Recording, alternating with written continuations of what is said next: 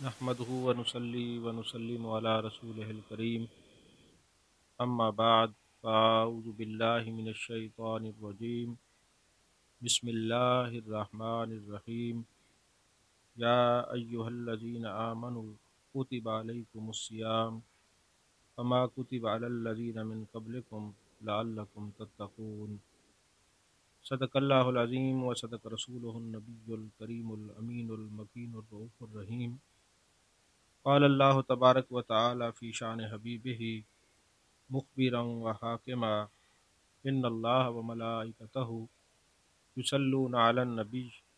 یا ایہا الذین آمنوا صلوا علیہ وسلموا تسلیما۔ اللہم صلی علی سیدنا و مولانا محمد وعلی آل سیدنا و مولانا محمد وبارک وسلم وصلی علیہ۔ الصلاۃ والسلام علیک یا رسول اللہ وعلی آلک و صحابک یا حبیب اللہ۔ تمام تعریفیں اللہ تبارک و تعالیٰ کے لیے ہیں، جو خالق کائنات بھی ہے، مالک ششجہات بھی، جو احد بھی ہے، صمد بھی ہے، جس کی شان لم یلد بھی ہے ولم یولد بھی۔ لا تعداد ہدیہ درود و سلام بارگاہ سید الانام، شفیع رحمت، والی امت، شاہ خوباں، جان جانا، شہنشاہ حسینہ، سید سروراں، سیاہ لامکاں، تتمہ دوراں، سرخیر زہرہ جمالاں، رازدار ما اوہا، شاہد ما طغا، صاحب علم نشرہ، معصوم آمنہ، احمد مجتبیٰ، حضرت محمد مصطفیٰ صلی اللہ علیہ وسلم کی بارگاہ ناز میں اپنی عقیدتوں، ارادتوں، محبتوں کا خراج پیش کرنے کے بعد، رمضان المبارک کا مہینہ اپنے دامن میں انوار و تجلیات کو لیے ہوئے ہم سب کے دلوں کو مزکہ، مصفہ اور مجلہ فرما رہا ہے۔ ہمارا یہ رمضان المبارک کا پروگرام اللہ جل مجدہ کی توفیق اور عطا سے جاری اور ساری ہے۔ میں اللہ تبارک و تعالیٰ کا شکر گزار ہوں، اللہ تبارک و تعالیٰ نے اتنی بڑی آزمائش اور بیماری کے بعد مجھے دین متین کی خدمت کے لیے شفا بخشی، اور اتنے میں ایسے اپنے دوستوں، بالخصوص علماء اور مشائخ کرام کا بھی شکر گزار ہوں جنہوں نے میرے لیے دعائیں کیں، اور بالخصوص میرے وہ دوست، میرے سر کا تاج علماء اور مشائخ سادات کرام جو بارہا میرے پاس تشریف لائے، میرے لیے دعائیں فرمائیں۔ اسی طرح باہر ممالک سے جرمنی، نیپال اور ساؤتھ افریقہ کے علماء اور مشائخ، پاکستان کے علماء اور مشائخ جنہوں نے دعائیں فرمائیں، اور ان کی دعاؤں کا ثمرہ ہے کہ آج مجھے ڈاکٹروں نے روزہ رکھنے کی اور کچھ دیر دین متین کی خدمت کے لیے گفتگو کرنے کی اجازت دی ہے۔ کیونکہ ابھی علاج جاری ہے، صرف اور صرف میں روزہ رکھ سکتا ہوں یا کچھ دیر تھوڑا سا کلام یا گفتگو کر سکتا ہوں۔ ابھی تک اس طرح زندگی بحال نہیں ہوئی کہ کوئی دوست یہ سمجھے کہ اب تو گفتگو بھی کرنے لگے ہیں، روزے بھی رکھتے ہیں، تو ہم جا کے سحری اور افطاری کا ٹائم مانگنے لگ جائیں یا پروگراموں کا وقت لینا شروع کر دیں۔ اس پوزیشن میں ابھی نہیں ہوں۔ امید ہے کہ میرے احبہ میرے عذر کو قبول فرمائیں گے، اور مزید دعاؤں کی ضرورت ہے۔ اللہ تبارک و تعالی ہر بیمار کو شفائے کاملہ دائمہ دوامہ مستمر عطا فرمائے، آمین۔ عزیزان محترم، جس آیت کو سرنامہ سخن بنانے کا شرف حاصل کیا ہے، اللہ نے فرمایا یا ایہا الذین آمنوا کتب علیکم الصیام کما کتب علی الذین من قبلکم لعلکم تتقون۔ اے ایمان والو، تم پر روزے فرض کیے گئے ہیں جس طرح کہ پہلے امتوں پر، پہلے لوگوں پر فرض کیے گئے تھے، تاکہ تم متقی اور پرہیزگار بن جاؤ۔ یہاں پر ایک بات بڑی قابل غور ہے کہ آخر اللہ تبارک و تعالیٰ نے یہ ترغیب کیوں دلائی ہے کہ پہلی امتوں پر روزے فرض کیے گئے ہیں؟ نماز، زکوٰۃ یا دوسرے جو معاملات ہیں اس میں کہیں یہ نہیں فرمایا کہ پہلی امتوں پر بھی فرض کیے گئے ہیں۔ اس آیت میں کیوں فرمایا ہے؟ اس لیے کہ بھوکا رہنا، پیاسا رہنا اللہ کی رضا کے لیے اور حقوق زوجیت سے رکا رہنا، یہ وہ امور ہیں جو اللہ تبارک و تعالیٰ نے اس امت مسلمہ امت محمدیہ کو عطا فرمائے ہیں۔ یعنی روزے کی حالت میں پانی سامنے ہے مگر پی نہیں سکتے، سحری اور افطاری تک کھانا سامنے ہے مگر کھاتے نہیں، تاکہ کہیں اس فرضیت کا دل پر بوجھ نہ لیں تو بتا دیا جائے کہ یہ صرف تمہیں نہیں پہلی امتوں کو بھی یہ عطا فرمایا گیا ہے۔ یہ روزے پہلی امتیں بھی رکھتی تھیں، اور اللہ تبارک و تعالیٰ نے اسی لیے ترغیب دی ہے کہ اس پر دل پر کوئی بوجھ نہ سمجھا جائے۔ اور علماء نے لکھا ہے کہ پہلے جتنی امتیں تھیں کوئی امت ایسی نہیں جس پر روزے کی فرضیت کا حکم نہ آیا ہو، حتیٰ کہ آدم علیہ السلام کے متعلق مشہور ہے کہ جناب آدم علیہ السلام ایام بیز کے روزے رکھتے تھے، یعنی 13، 14 اور 15۔ اب ایام بیز پر میں تھوڑی گفتگو کروں کہ یہ ہے کیا۔ جب حضرت آدم علیہ السلام جنت سے باہر تشریف لائے تو اس وقت جنت کے اندر ایک انسان کا حسن بہت زیادہ ہوتا ہے، چہرے پر انوار و تجلیات کی بہت زیادہ بارش ہوتی ہے، وہاں تو ہر چیز خواہش کے مطابق تمنا بندہ کرتا ہے، کیونکہ جنت کی تعریف بھی یہی صوفیاء نے کی ہے کہ جہاں بندہ مہمان ہو اور خدا میزبان ہو۔ اور ایک یہ ہے کہ جنت اس مقام کو کہتے ہیں کہ جہاں موت نہیں ہوتی، حیات ہی حیات ہے۔ تو حضرت آدم علیہ السلام جب جنت سے باہر تشریف لائے تو وہ حسن و جمال جو جنت میں تھا، ایک دن آئینہ دیکھتے ہیں وہ حسن نظر نہیں آتا، وہ چہرے کی تازگی نظر نہیں آتی، اگرچہ بلا تشبیہ و تمثیل جو ہے آپ یوں سمجھیں کہ کوئی آدمی اے سی کی حالت میں رہتا ہو، اے سی میں رہتا ہو ہر وقت، اس کی شکل کیسی ہوتی ہے، اور ایک مزدور دھوپ میں کام کرتے ہے اس کی شکل کیسی ہوتی ہے۔ تو جنت تو ایک ایسا مقام ہے جہاں خدا نے خود اے سی لگائے ہوئے ہیں، اور کتنی جو ہے وہ برگزیدہ شخصیات اور کتنے اللہ کے محبوب لوگ ہیں جو جنت میں جلوہ گر ہوں گے، اور سب سے بڑی نعمت وہاں اللہ کا دیدار ہے، وہاں پہ دیدار خداوندی نصیب ہوتا ہے اور ہوگا انشاءاللہ العزیز۔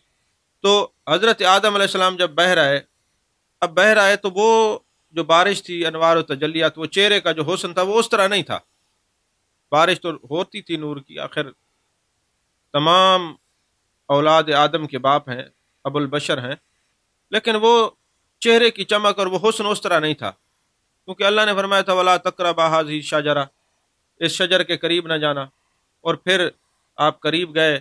جنت سے باہر آ گئے، اور پھر حضرت حوا سے بھی جدائی ہو گئی، ان کو ڈھونڈتے ڈھونڈتے مقام عرفات میں جبل رحمت تک جا پہنچے۔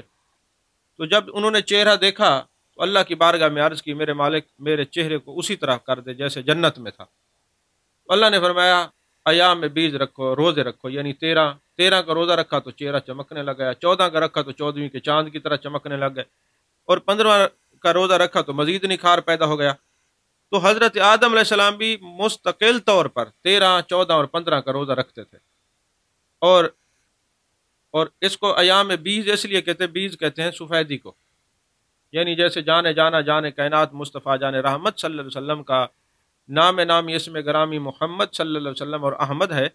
لیکن جناب عبد المطلب نے آپ کا گھر میں نام رکھا ہوا تھا یا ابید، اے سفید رنگت والے، اے حسین چہرے والے، اے خوبصورت چہرے والے، اے حسن و جمال کا پیکر، ابید ملیحن مقصدہ۔ تو آپ کی سیرت کے اندر یہ حدیث مبارکہ حضرت ابو طفیل سے آپ راوی ہیں، وہ بیان کرتے تھے۔ تو اب بھی جو 13 اور 14 اور 15 کا روزہ رکھتا ہے حضرت آدم علیہ السلام کی سنت میں، تو کتب کے اندر یہ بات موجود ہے کہ قیامت والے دن اس کا چہرہ 14ویں کے چاند کی طرح چمکتا ہوا ہوگا۔ اسی طرح حضرت نوح علیہ السلام پر عاشورہ کا روزہ فرض تھا، اور حضرت داؤد علیہ السلام کے متعلق یہ ہے کہ آپ روزہ تواتر کے ساتھ رکھتے تھے، ایک دن روزہ رکھتے تھے اور ایک دن افطار کرتے تھے، یعنی ایک دن روزہ ہوتا دوسرا دن چھوڑ کے پھر افطار ہوتی، اسی دن نہیں ہوتی تھی۔ حضرت موسیٰ علیہ السلام کی امت پہ 40 روزے فرض تھے، عیسیٰ علیہ السلام کی امت 2 ماہ روزے رکھتی تھی، آج بھی عیسائی 2 مہینے کے روزے رکھتے ہیں۔ اسی طرح پہلی موسیٰ علیہ السلام کے بعد اور جتنی امتیں آئی ہیں سب پر یہ روزے فرض تھے۔ تو اللہ تبارک و تعالیٰ نے پہلی امتوں پر بھی روزے فرض کیے، اس آیت کے اندر یہ یاد دلایا کہ تم دل پر بوجھ محسوس نہ کرو، پہلی امتیں بھی روزہ رکھا کرتی تھی۔ اور میرے آقا کریم جانے جانا جانے کائنات مصطفیٰ جان رحمت صلی اللہ علیہ وسلم کی یہ حدیث مبارکہ ہے۔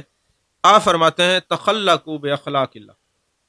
یعنی اپنے آپ کو اللہ کے اخلاق سے مزین کرو۔ اب ظاہر سی بات ہے اخلاقیات تو تب آتے ہیں نا جب صحبت نصیب ہو، معیت نصیب ہو۔ تو باری تعالیٰ تیرے محبوب کا فرمان ہے تخلقوا باخلاق اللہ، کہ میرے اخلاق سے اپنے آپ کو مزین کرو۔ تو پھر کیسے مزین کرے؟ فرمایا میرے محبوب کو دیکھو وَإِنَّكَ لَعَلَىٰ خُلُقٍ عَظِيمٍ، میرے محبوب کا جو اخلاق ہے وہ اخلاق عظیم ہے۔ اور اللہ کے اخلاقیات کیا ہیں کہ جو صفتیں اللہ تبارک و تعالیٰ کی ہیں وہ صفات بندہ اپنے اندر پیدا کرنے کی کوشش کرے۔ جیسے اللہ کریم ہے، کرم کرتا ہے، کرم کی صفت سے دلوں میں نرمی پیدا ہوتی ہے۔ اسی طرح فرمایا تم لوگ سختی نہ کرو، دلوں میں نرمی پیدا کرو۔ اللہ رحیم ہے، رحم کی صفت اپنے اندر پیدا کرو۔ اللہ ستار العیوب ہے، لوگوں کے عیبوں پہ پردے ڈالتا ہے۔ آپ کی نظر میں کسی کے عیب ہوں تو آپ پردے ڈالیں۔ صوفیاء نے کہا اگر کسی کے اندر آپ عیب بیان کرتے ہیں، اس کے منہ پہ بیان کریں گے تو اصلاح ہوگا، اگر آپ نے کسی اور کے سامنے بیان کی تو غیبت ہے، یا لوگوں کے سامنے بیان کرتے پھر غیبت اور چغل ہے، تو غیبت کرنے والے اور چغل خور کو عذاب ہوگا۔ بخاری شریف کے اندر حدیث پاک ہے۔ اسی طرح اللہ قہار ہے، یعنی آپ دیکھیں یہ صفت بھی آتی ہے انسان کے اندر کہ جب کوئی شریعت کے خلاف سگا بیٹا بھی بات کرتا ہے تو باپ اس کو جوتے مار کے کہتے ہیں نہیں نہیں میرے محبوب نے یہ فرمایا ہے۔ اللہ نہ کرے کسی کا بیٹا کہے جی نماز فرض نہیں ہے تو باپ تو کہے گا نہیں فرض ہے، اللہ نے فرمایا اس کے محبوب نے فرمایا۔ اسی طرح اللہ جبار ہے، تو پیغمبر کے اندر یہ صفات کاملہ آتی ہیں۔ تو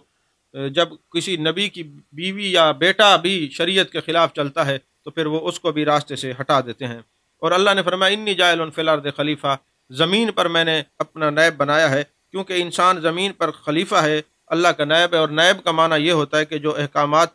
افسر دے نائب عمل کرے، جو خوبیاں آقا کے اندر ہوں وہ نائب کے اندر بھی ہونی چاہیے۔ تو اسی طرح اللہ تبارک و تعالیٰ نے کتنے سارے کمالات، کرم کا، رحم کا، پردے کا، عیبوں کو چھپانے کا اور معذرت کو قبول کرنے کا۔ آج بھی جو آنسو بہا لے اللہ اس کی معافی کو قبول کرتا ہے۔ اس لیے جانے جانا جانے کائنات مصطفیٰ جان رحمت صلی اللہ علیہ وآلہ وسلم نے فرمایا جو کسی سے معذرت کرے اور جو معذرت قبول نہ کرے قیامت والے دن اس کو میری شفاعت نصیب نہیں ہوگی۔ اور اگر کوئی معذرت کر لے، اگر وہ حق پر ہے تب بھی معذرت کر لے تو قیامت والے دن اگر اس کی عزت میں کمی آئی تو میں آمنہ کا لال پوری کر کے دکھاؤں گا۔ تو یہ ساری صفات جو ہیں اللہ تبارک و تعالیٰ کی ہیں، اور یہ اس نائب کے اندر ہونی چاہیے، اپنے اندر پیدا کرنی چاہیے۔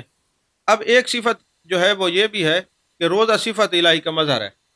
یعنی اللہ تبارک و تعالیٰ کھانے سے پاک ہے، پینے سے پاک ہے، ان چیزوں سے پاک ہے۔ جو باقی صفات تو اللہ نے نصیب فرما دی ہیں، تو اس امتی کے اندر یہ بھی صفت ہونی چاہیے کہ وہ 24 گھنٹے نہیں، ساری سے لے کر افطاری تک کچھ نہ کھائے، کچھ نہ پیے، احکام خدا بندی کے اندر رہے، حقوق زوجیت سے رکا رہے۔ روزے کی تعریف یہی ہے نا، تو ان چیزوں سے رکا رہے یہ تاکہ یہ صفت پیدا ہو جائے انسان کے اندر۔ اور پھر جو بھوکے رہتے ہیں، ایک معنی یہ بھی بیان کیا گیا ہے کہ جو بھوکے رہتے ہیں ان کی بھوک کا اثر محسوس ہو کہ بھوکے جو ہوتے ہیں بھوک کے اندر کیسے گزرتی ہے، پیاس کے اندر کیسے گزرتی ہے۔ تو اسی طرح چونکہ اللہ ہر چیز سے پاک ہے، نماز وہ نہیں پڑھتا، روزے وہ نماز وہ نہیں پڑھتا، زکوٰۃ وہ نہیں دیتا، وہ رکوع نہیں کرتا، سجود نہیں کرتا، وہ تو کچھ کھاتا نہیں، کچھ پیتا نہیں۔ تو فرمایا یہ ایک ایسی عبادت ہے کہ اللہ تبارک و تعالیٰ کی صفت کا مظہر بن جاتا ہے۔ روزہ اللہ کی صفت کا مظہر ہے، اس لیے یہ کھانے پینے سے منع کر دیا گیا ہے۔ اور جب جو بندہ کھانا پینا چھوڑ دیتا ہے، اب ایسے نہیں ہے ایک اندھا بندہ ہو وہ کہے جی میں نے کبھی کسی غیر کو دیکھا نہیں، اور بہرا ہو وہ کہے میں نے غیر کی بات سنی نہیں، اور جناب والا اس کے اندر کوئی مردانگی کے اثرات نہ ہو وہ کہے جناب میں شادی نہیں کرتا۔ اس قسم کی وہ ساری چیزیں ہیں۔ اگر کوئی کہے جناب میں تو گنگا، کہے میں کسی کی غیبت نہیں کرتا، کمالات سارے ہوں، جسمانی طور پہ صحیح ہو، پھر ان پر جو عمل پیرا تو یہ ہے مردانگی، اس کو تقویٰ کہتے ہیں۔ تو فرمایا تم کھانے کی چیزیں موجود ہوں، پینے کی چیزیں موجود ہوں، سب کچھ ہو، اس کے بعد تم رکے رہو۔ اصل میں حقیقت یہ ہے کہ یہ اللہ تبارک و تعالیٰ کے قریب ہونے کا ایک معاملہ ہے۔ اور میرے آقا علیہ الصلوۃ والسلام نے فرمایا، اللہ فرماتا ہے روزہ میرے لیے ہے اور اس کی جزا میں خود ہوں۔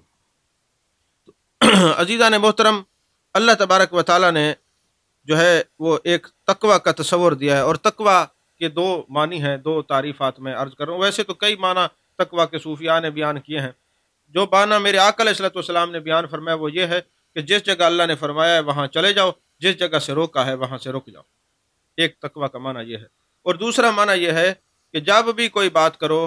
قرآن کہتے قل ان صلاتی و نسکی و محیای و مماتی للہ رب العالمین، تم جو بھی کام کرو اللہ کی رضا کے لیے کرو، میرا رب مجھے دیکھ رہا ہے۔ اب روزے کی حالت میں آپ کسی جگہ جاتے ہیں جنگل میں، وہاں پانی میسر آتا ہے، ٹھنڈا پانی بھی ہے، پینے کو دل بھی کرتا ہے، لیکن آپ پینا چاہتے ہیں روزے کی حالت میں، تو فوراً دل سے ایک بات آتی ہے تیرا رب تجھے دیکھ رہا ہے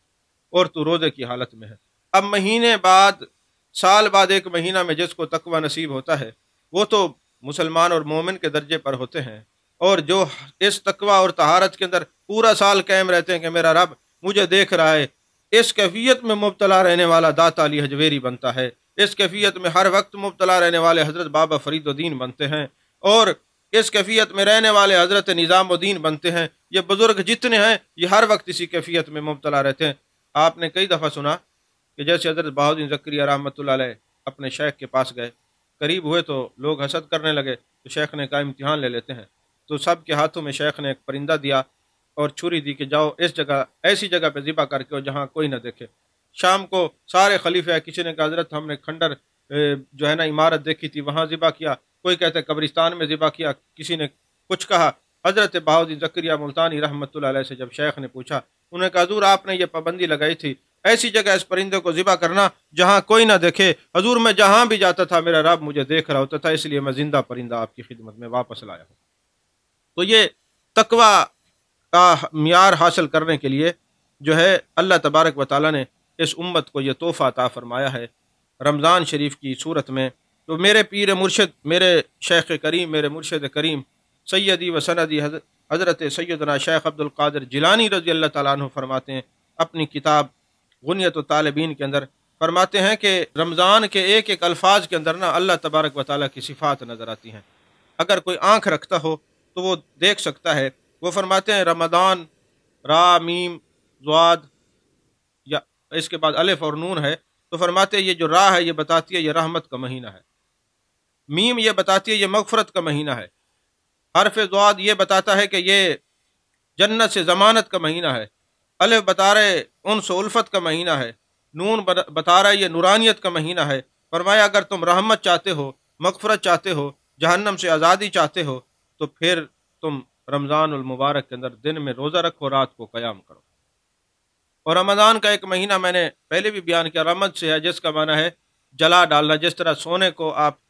آگ میں ڈالتے ہیں تو اس کی کھوٹ، اس کی میل جل جاتی ہے، وہ خالص سونا بن جاتا ہے، تو فرمایا یہ رمضان المبارک کا مہینہ بھی ایسا ہے کہ یہ خالصتاً انسان گناہوں سے پاک ہو جاتا ہے، اس کا قلب مزکہ مصفہ اور مجلہ ہو جاتا ہے، شیاطین کو جکڑ دیا جاتا ہے۔ اور میرے آقا کریم صلی اللہ علیہ وسلم رمضان المبارک کے بارے میں اتنا احتیاط فرماتے تھے۔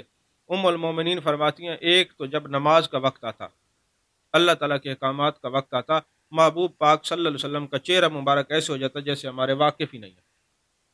فوراً شریعت کی پابندی میں چلے جاتے، محبوب اپنے خدا کو راضی کرنے میں مگن ہو جاتے۔ اور دوسرا جیسے ہی رمضان المبارک کا چاند نظر آتا بستر جدا کر لیتے، پھر ہر وقت صبح شام والذین یبیتون لربہم سجدا وقیاما کا مصداق بن جاتے، کبھی قرآن کی تلاوت فرما رہے ہیں، کبھی ذکر کر رہے ہیں، کبھی کسی جو ہے نا عبادت میں مصروف ہیں، اپنے رب کو راضی کرنے کے اندر جو ہیں آپ مشغول نظر آتے ہیں۔ اور حضرت سلمان فارسی رضی اللہ تعالیٰ عنہ فرماتے ہیں جب شعبان کا آخری دن آیا، جانے جانا جانے کائنات مصطفیٰ جان رحمت صلی اللہ علیہ وسلم نے خطبہ ارشاد فرمایا۔ آج کچھ ہمارے علماء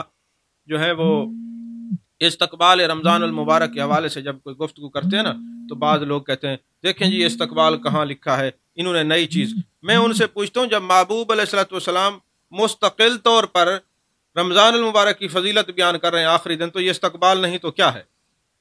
اور میرے آقا علیہ الصلوۃ والسلام کے کیا الفاظ ہوتے تھے؟ حضرت سلمان فارسی فرماتے ہیں یہ وہ برکت والا مہینہ ہے۔ میرے آقا فرماتے قد اذلکم شہر عظیم، لوگو تم پر بہت بڑا مہینہ آ رہا، بہت بڑا مہینہ آ رہا ہے۔ عظیم کا لفظ عظمت سے ہے، عظمت کا معنی اتنا اونچا مہینہ جس کی عظمت کا مقابلہ کوئی مہینہ نہیں کر سکتا۔ اور اگر آپ قرآن پر غور کریں تو قرآن مجید میں لفظ عظیم کئی بار آیا ہے۔ جیسے میرے آقا کریم صلی اللہ علیہ وسلم کے غلاموں، اللہ نے قرآن میں فرمایا کہ شرک جو ہے یہ ظلم عظیم ہے، شرک کو بھی ظلم کہا گیا ہے، اور ظلم عام نہیں، عظیم ظلم اللہ نے فرمایا ہے، اور اپنے بارے میں فرمایا وَهُوَ الْعَلِيُّ الْعَظِيمُ، وَهُوَ الْعَلِيُّ الْعَظِيمُ۔ اور اسی طرح اللہ تبارک و تعالیٰ نے محبوب کے بارے میں فرمایا اِنَّكَ لَعَلَىٰ خُلُقٍ عَظِيمٍ،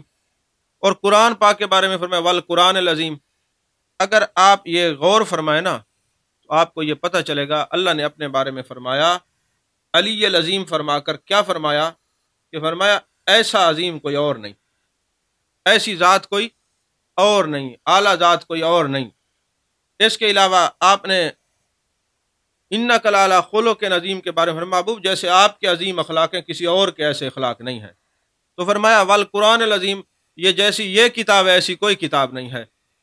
جس طرح یہ لفظ عظیم، اور شرک کے بارے میں جیسا یہ بڑا گناہ ایسا بڑا گناہ اور کوئی نہیں ہے، تو اس رمضان المبارک کے بارے میں فرمایا شہر عظیم، جیسا یہ مہینہ ہے ایسا بڑا مہینہ کوئی اور نہیں ہے۔ عزیزان محترم، اس امت کو بھی عظیم کہا، فقد فاز فوزا عظیما، تو یہ امت جو ہے باقی امتوں کی سردار ہے، تو اس مہینے کا کوئی اور مقابلہ نہیں کر سکتا۔ یہ رحمت کا مہینہ بھی ہے، یہ جو ہے اللہ کے قریب ہونے کا مہینہ بھی ہے، اللہ کی رحمتوں کی برسات کا مہینہ بھی ہے، لیلۃ القدر بھی اسی مہینے میں آتی ہے، یہ صبر کا مہینہ بھی ہے، اور آپ جانتے ہیں کہ صبر کرنے والے کو اللہ کی معیت نصیب ہوتی ہے۔ اسی طرح یہ تراویح کا مہینہ بھی ہے کہ رات کو قیام کیا جاتا ہے اور دن میں روزے رکھے جاتے ہیں، اور علماء نے لکھا ہے کہ رمضان المبارک کا حق یہ ہے کہ کم از کم اس میں 2 قرآن مجید ختم کیا جائے، کم از کم۔ حضرت عثمان غنی رضی اللہ تعالیٰ عنہ جب رمضان المبارک آتا تو ایک رکعت میں پورا قرآن مجید ختم کیا کرتے تھے۔ ان لوگوں کو قرآن سے نسبت تھی، ان لوگوں کو قرآن سے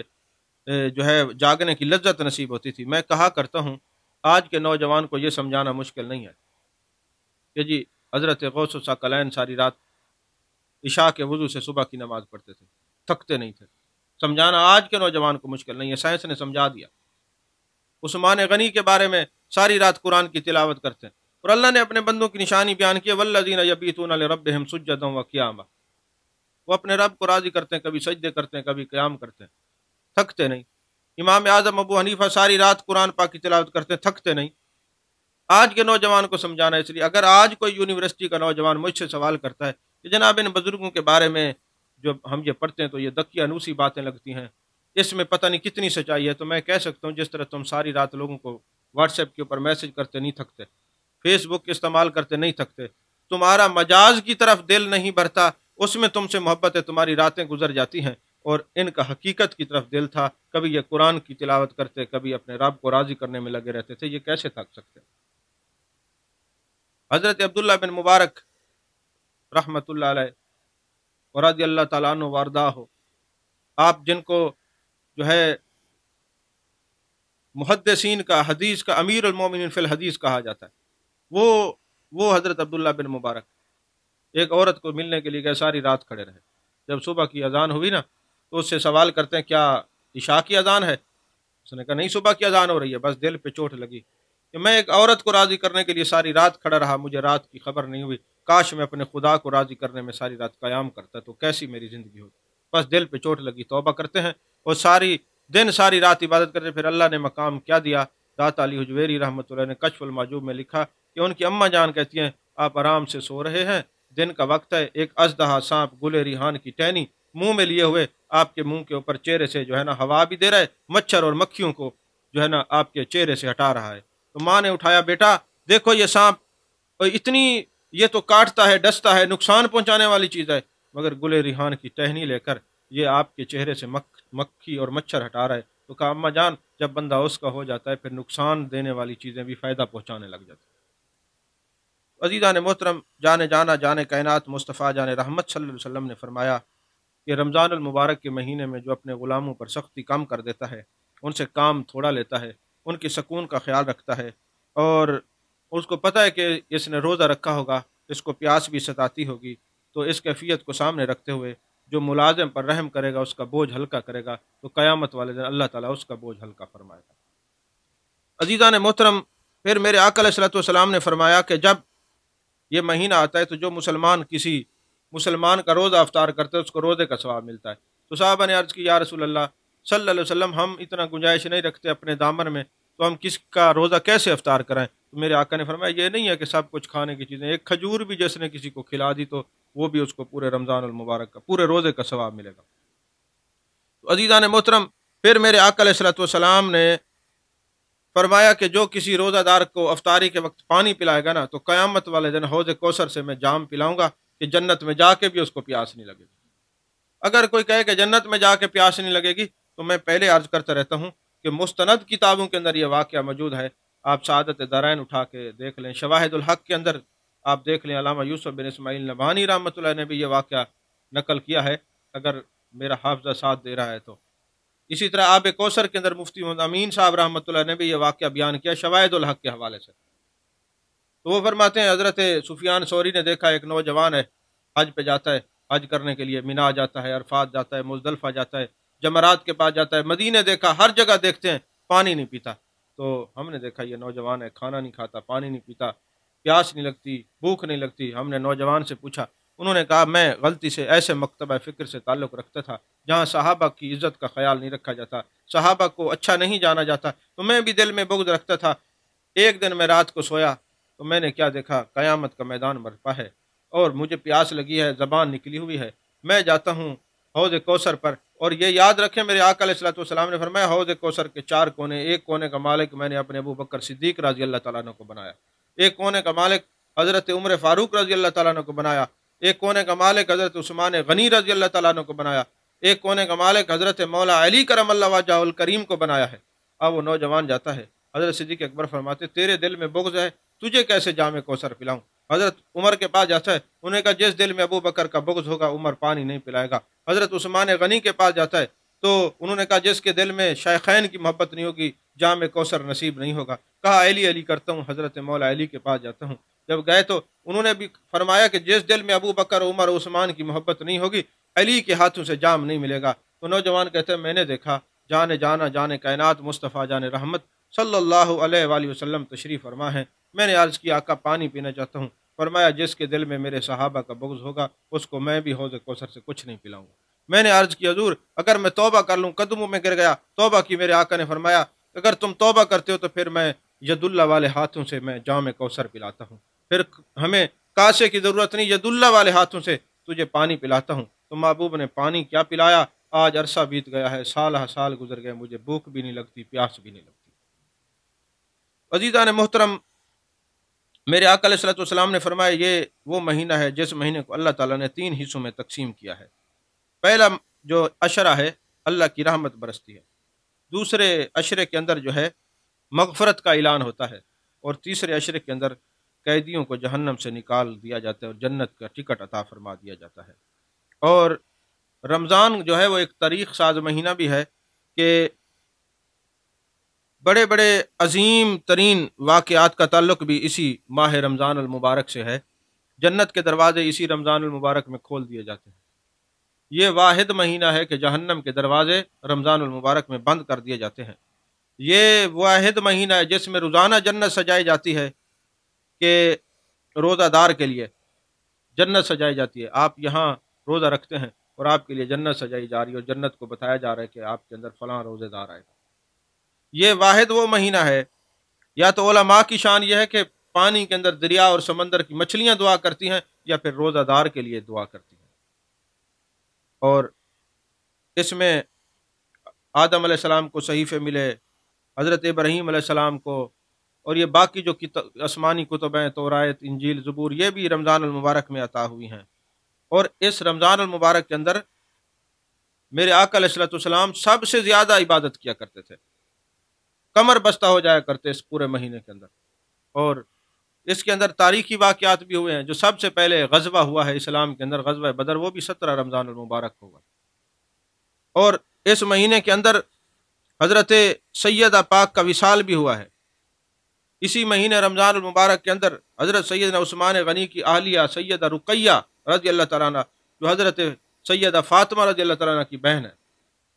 حضرت عثمان غنی کی گھر والی ہیں، وہ بھی رمضان المبارک میں ان کا وصال ہے۔ جناب ابو طالب کا وصال بھی رمضان المبارک میں ہے۔ صدیقہ کائنات محبوبہ حبیب خدا حضرت سیدہ عائشہ پاک رضی اللہ تعالیٰ عنہ کا وصال بھی رمضان المبارک میں ہے، حضرت خدیجۃ الکبریٰ رضی اللہ تعالیٰ عنہ کا وصال بھی رمضان المبارک میں ہے، سود کی حرمت کا اعلان بھی رمضان المبارک میں ہوا ہے، شراب کی حرمت کا اعلان بھی رمضان المبارک میں ہوا ہے، روزے کی فرضیت کا اعلان بھی رمضان المبارک میں ہوا ہے۔ اور اسی طرح میرے آقا علیہ الصلوۃ والسلام کی دائی، جب وہ مقام ابوا پر میرے آقا علیہ الصلوۃ والسلام کی امی جان سیدہ طیبہ طاہرہ حضرت آمنہ رضی اللہ تعالیٰ عنہ کا وصال ہوا، اس وقت جو دائی ساتھ تھی جنہوں نے محبوب علیہ الصلوۃ والسلام کے ساتھ مل کر حضرت آمنہ کو سپرد الہ کیا تھا، قبر مبارک بنائی تھی، وہ ام ایمن کا وصال بھی رمضان المبارک کے اندر ہے، حضرت ام سلمہ رضی اللہ تعالیٰ عنہ کا وصال بھی رمضان المبارک میں ہے، شاعر رسول صلی اللہ علیہ وسلم حضرت حسان بن ثابت رضی اللہ تعالیٰ عنہ کا وصال بھی رمضان المبارک میں ہے، حضرت مولا کائنات حضرت علی کرم اللہ وجہ الکریم کی شہادت بھی رمضان المبارک کے اندر ہے، امام بخاری کا وصال بھی رمضان المبارک کے اندر ہے، امام ترمذی جنہوں نے ترمذی شریف لکھی ہے ان کا وصال بھی رمضان المبارک میں ہے، امام ابو داؤد جنہوں نے داؤد شریف لکھی ہے ان کا وصال بھی رمضان المبارک میں ہے، حضرت ابو علی قلندر کا وصال بھی رمضان المبارک میں ہے۔ اور یاد رکھیں محمد بن قاسم نے جب رادہ دہر کو شکست دی تو رمضان کا مہینہ تھا، اور آپ کے اس ملتان میں اسلامی کلا کے اوپر جو اسلامی پرچم لہرایا گیا، اس کلا کے اوپر اسلامی پرچم جو لہرایا وہ بھی رمضان المبارک تھا۔ اور یہ بھی یاد رکھیں کہ جب ہمارا ملک معرض وجود میں آیا پاکستان، تو اس وقت بھی رمضان المبارک تھا اور لیلۃ القدر کی رات تھی۔ اسی طرح رمضان المبارک کے اندر 4 جو ہیں وہ کام آپ نے کرنے ہیں۔ حدیث شریف میں آتا ہے، میرے آقا علیہ الصلوۃ والسلام نے فرمایا کہ اس مہینے میں 4 کام کیا کریں۔ پہلا کام یہ ہے کہ زیادہ سے زیادہ کلمہ طیبہ کا ورد کریں، اللہ کا ذکر کریں، بلکہ اگر آپ تصوف سے تعلق رکھتے ہیں تو میرے آقا کی حدیث پاک ہے نا، ان تعبد اللہ کانک تراہ فإن لم تکن تراہ فإنہ یراک، ہر وقت خیال خدا میں گم رہے، میرا رب مجھے دیکھ رہا ہے۔ اور دوسرا یہ ہے کہ استغفار کثرت سے کریں، اور تیسرا یہ ہے کہ صدق دل سے، سچے دل سے گناہوں کی توبہ کریں، کیونکہ اللہ تبارک و تعالیٰ نے فرمایا وَلِمَنْ خَافَ مَقَامَ رَبِّهِ جَنَّتَانِ، جو گناہوں کو ترک کر دیتا ہے اپنے رب کے خوف سے، اللہ اس کو 2 جنتیں عطا فرماتا ہے۔ حضرت فاروق اعظم رضی اللہ تعالیٰ عنہ کے دور کی بات ہے، ایک نوجوان مسجد میں بیٹھا رہتا، اس کا دل مسجد سے ہر وقت اٹا رہتا تھا۔ یہ بھی بڑے خوش قسمت لوگ ہوتے ہیں۔ میرے آقا علیہ الصلوۃ والسلام نے فرمایا مسجد جنت کے باغوں میں سے باغ، یہ مساجد قیامت والے دن جنت میں جائیں گی۔ اور یہ مساجد کے بارے میں میرے آقا علیہ الصلوۃ والسلام نے فرمایا یہ مومن کے لیے جنت ہے اور منافق کے لیے قید خانہ ہے۔ کبھی آپ کو کوئی مسئلہ ہو نا، اپنا ایمان چیک کرنا ہو کہ مومن ہے یا منافق ہے، مسجد میں چلے جائیں، اور اگر آپ کا دل وہاں پہ لگ جائے تو سمجھ لیں مومن ہے، اور کہے نکلو، یہ مولانا تقریر ختم کریں نکلو، نماز پڑھو فرض کے بعد نکلو، تو پھر سمجھ جائیں کہ آپ کے ابھی نفاق باقی ہے، توبہ کی ضرورت ہے۔ ہاں اگر کوئی بندہ وہاں فرض پڑھتا ہے اور پھر سنتیں گھر جا کے پڑھتا ہے، اس کا معاملہ اور ہے، جدا ہے، وہ اس میں نہیں آتا۔ مسجد میں جس کی چونٹیاں چبھنے لگ جائیں اور دل لگے نکلو نکلو، میرے آقا علیہ الصلوۃ والسلام نے فرمایا قیامت کا جب دن ہوگا میرے رب فرمائے گا این جار لی، کہاں ہے میرے ہمسائے؟ پوچھا جائے گا، عرض کی جائے گی یا باری تعالیٰ تو ہمسائیگی سے پاک ہے۔ اللہ فرمائے گا جن کا دل مسجد میں لگا رہتا تھا وہ تو میرے ہمسائے ہیں۔ تو نوجوان جو ہے ہر وقت بیٹھا رہتا، کچھ دن جب نظر نہ آیا تو پوچھا گیا، حضرت فاروق اعظم رضی اللہ تعالیٰ عنہ نے پوچھا، وہ نوجوان نہیں آتا حضور، اس کا وصال ہو گیا۔ آپ نے فرمایا اس بچے کا وجود نعمت تھا، ہر وقت وہ مسجد میں بیٹھا رہتا تھا، اللہ اللہ کیا کرتا تھا، چلو اس کے والدین کے پاس لے چلو، اتنی بڑی نعمت کے ضیاء پر تو جا کے تعزیت کرتے ہیں۔ اب وہاں پہ تشریف لے گئے حضرت فاروق اعظم رضی اللہ تعالیٰ عنہ، تعزیت کے لیے جانا اگر شرط جائز نہ ہوتا تو حضرت فاروق اعظم کیوں جا رہے؟ اور پھر جیسے ہم جاتے ہیں نا، کسی کا انتقال ہو جائے تو اسے پوچھتے ہیں کاز آف ڈیتھ کیا ہے، ہارٹ اٹیک ہوا ہے، پہلے بیمار تھے، وجہ کیا ہے بتائیں، تو پھر کیا ہوتا ہے وہ بتاتے ہیں فلاں بیماری ہوئی۔ تو اسی طرح حضرت فاروق اعظم رضی اللہ تعالیٰ عنہ نے، اچھا یہ جو واقعہ ہے یہ اپنے پرائے، ماننے والے نہ ماننے والے، سما موتا کے قائلین غیر قائلین، سب کی تفاسیر کے اندر یہ بات ہے۔ اب اتنا وقت نہیں ہے میں سب کے حوالے دوں، ورنہ ہماری جو حیات النبی کی کتاب ہے اس کے اندر یہ واقعہ لکھنے کے بعد میں نے تفاسیر کے متعدد حوالہ جات لکھے ہیں، ادھر بھی آپ دیکھ سکتے ہیں اہل علم کو ضرورت پڑے تو۔ اب ہوا یہ کہ حضرت فاروق اعظم رضی اللہ تعالیٰ عنہ نے پوچھا ہوا کیا ہے؟ انہوں نے کہا جناب جب میرا یہ بچہ مسجد جاتا تھا تو راستے میں ایک گھر تھا، تو ایک عورت میرے بیٹے کو بلاتی تھی، برائی کی طرف راغب کرنے کی کوشش کرتی تھی۔ اس لیے نوجوان بچوں جب مسجد جایا کرو تو کسی کے گھروں کی طرف رکنا نہیں ہے، سیدھا مسجد جانا اور سیدھا پھر اپنے گھر آنا۔ تو یہ شیطان طاق لگا کے بیٹھا ہوتا ہے۔ تو دور فاروق اعظم میں اگر یہ معاملات چلتے تو اب کیسے کیوں کم ہو گئے، کیوں نہیں چلتے؟ اب وہ جناب آپ نے سنا پھر کیا ہوا جناب، وہ ایک دن انہوں نے زبردستی پکڑ لیا، بچہ بے ہوش ہو گیا، انہوں نے اٹھا کے گھر سے باہر پھینک دیا، میں گھر لے آیا، میں نے بیٹے سے سوال کیا بیٹا بتا کیا ہوا؟ بیٹے نے کہا یہ مسئلہ ہے کہ عورت نے مجھے گھر نہیں بتایا، صرف یہ بتایا کہ عورت نے بلایا ہے اور بس گناہ کی دعوت دی ہے، میں بے ہوش ہو گیا ہوں۔ بیٹے کس لیے بے ہوش ہوئے ہو؟ ابا جان آیت ذہن میں آ رہی تھی، والے من خاف مقام ربہ جنت، یہ کہا تو روح قفس انصری سے پرواز کر گئی۔ جب روح پرواز کر گئی ہم نے جنازہ پڑھا دیا، دفنا دیا۔ حضرت فاروق اعظم رضی اللہ تعالیٰ عنہ نے یہ بات جب سنی تو فرمایا مجھے اس نوجوان کی قبر پہ لے چلو، اتنا صالح بچہ، صالح نوجوان جو گناہوں سے بچ گیا، اب صالحین کی قبر پہ جانا اگر جائز نہ ہوتا تو حضرت فاروق اعظم کیوں جا رہے تھے؟ علیکم بسنتی و سنت الخلفاء الراشدین المہدیین۔